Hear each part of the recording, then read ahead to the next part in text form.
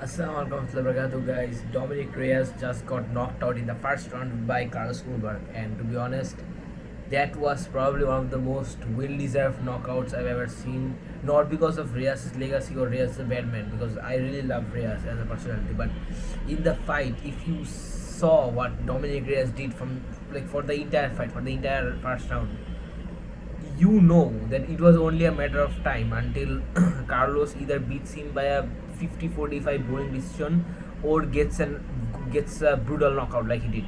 Because Dominic Reyes, he was not there to fight. He wasn't there to fight. He had no intentions of landing any punches or kicks. Like as far as the fight went, Dominic Reyes, I don't think he landed any shots. I don't think he landed any shot.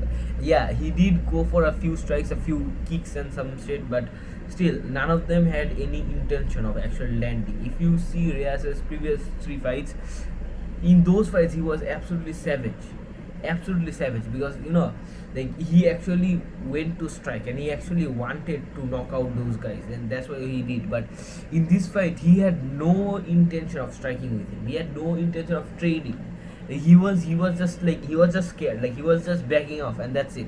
And whenever he was pressuring, he wasn't landing a shot. Like he was waiting until Carlos goes out of the range, then he was just show an attempted kick. That's it. Like it was like one of the most pathetic performances I've ever seen in recent time. Honestly, like like because the rest of the card was pretty good. The main card was insane. I think the entire I think no, I think there was only one fight in the main card which went to a decision. But the co-main event was absolutely insane. That guy, absolutely insane submission here like this. So after watching that, waiting for the main event, Reyes versus Ulberg, I was expecting a masterclass from both of them. Like I was expecting an absolute war because Dominic Reyes, as we all know, like he is a legendary fighter. Like he is a very fun guy to watch usually, but in this fight, I don't know what happened to him, but he wasn't the same.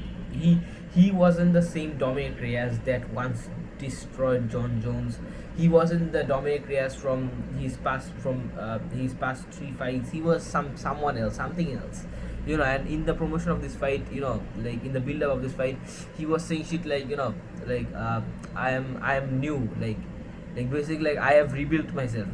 I made some mistakes, that's why I'm here, but now I have basically revived myself to be a new Reyes. And if that is the case, then honestly just go back to what you are, bro, because like this was pathetic. Like Carlos Ulberg, he's obviously a very dangerous fighter. I've been saying that for a while now, but Carlos Ulberg, like we have to take him seriously now because he is a genuine top contender. He beat Jean Lopez, though it was a close decision. I do believe it was quite closer than what the judges said, but he knocked out Dominic Reyes in the first round.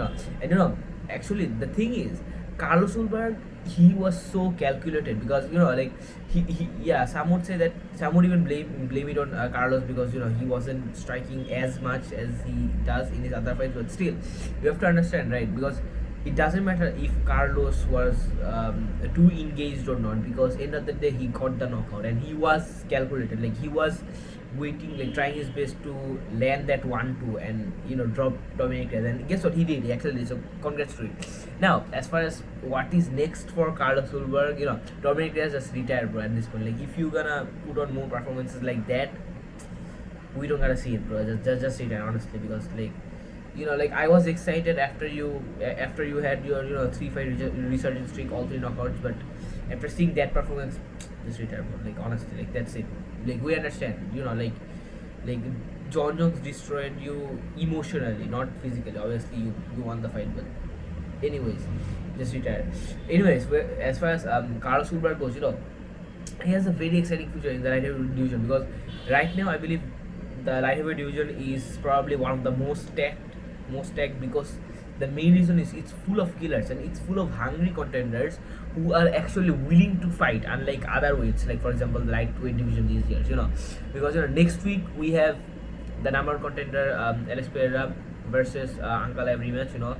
Obviously the first fight was pretty one-sided as far as Ankalaev's performance goes, and it's the second fight, of course, but and also in the same card, co-main event is Merab Cody, and the fight after that is the number 2 rank versus the number 4 ranked, I think.